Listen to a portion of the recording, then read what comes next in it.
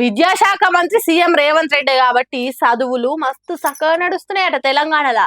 Food, bed, చదువు, సంధ్య అన్నిటికన్నీ మా చక్కదనంగా ఉన్నాయట. ఏ ఊక భార్గవి, బాడువులు గురుకులాలు మొత్తం తిరిగి చూసినట్టే చెప్తున్నావు అంటారా? తెలంగాణ మొత్తం తిరగలేదు కానీ ఈ బుజ్జి చెప్తే నాకు తెలుసు, మీకు కూడా చెప్తుందట. ఇనుండ్రి, చెప్పు చిన్న, ఎట్లున్నాయి మీ బళ్ళ సౌలతులు? మంచిగా మళ్ళీ అన్ని పల్లిపోతాయి, ఖరాబ్ అయిన ఎగ్స్ ఇస్తారు. అన్ని ఇంటికి తీసుకుపోతారు, ముందు ముందుకు పెట్టుకుంటారు. బనానాలు కూడా ఫుల్ తీసుకుపోతారు. అన్నం ఏం మంచిగా లేదు తినడానికి.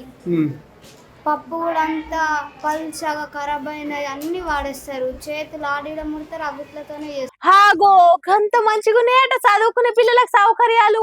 పాలిగి పాసిపోయిన గుడ్లే వీళ్ళకు పరమాన్నాలట. నీళ్ళ పప్పు, నీళ్ళ షార్లే పన్నీర్ కూరలట. ఖరాబైన అరటి పండ్లే కమ్మటి ఫ్రూట్ సలాడ్లట. ఏసొంటి చదువులు నడుస్తున్నాయో చూడుండ్రి ప్రభుత్వ బడులల్లా. ఇది మన విద్యాశాఖ గొప్పతనం. ఇది మన చదువుల చక్కదనం. గురుకులాలలో చదివే పిల్లల గుండె ధైర్యం. అబ్బో, చిన్నగా లేదు రేవంత్ రెడ్డి దగ్గర ఉన్న విద్యాశాఖ పనితనం. ఇక్కడ ఇట్లుంటే గీడ చూడండి ఇంకెట్లున్నదో.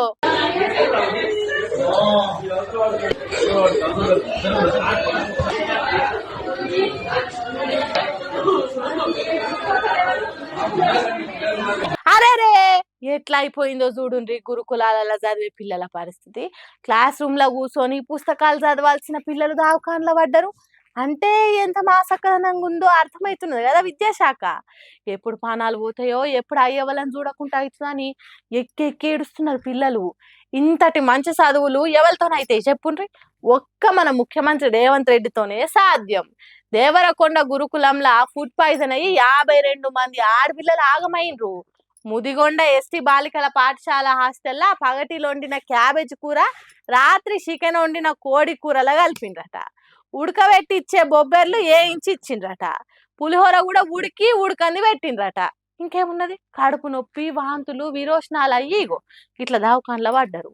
సర్కారు బళ్ళల్లో చదివే పిల్లలను ఎంత మంచిగా చూసుకుంటే ఇట్లా కావాలి ఏం కథ. అందుకే పిల్లలు కండ్లల్ల నుంచి ఆనంద బాష్పాలు వస్తున్నాయి. ఏందో ఏమో పోన్రి, కాంగ్రెస్ సర్కార్ల చదువుల తీరని అంటుర్రు పిల్లలు అయ్యేవాళ్ళు చూసినాక.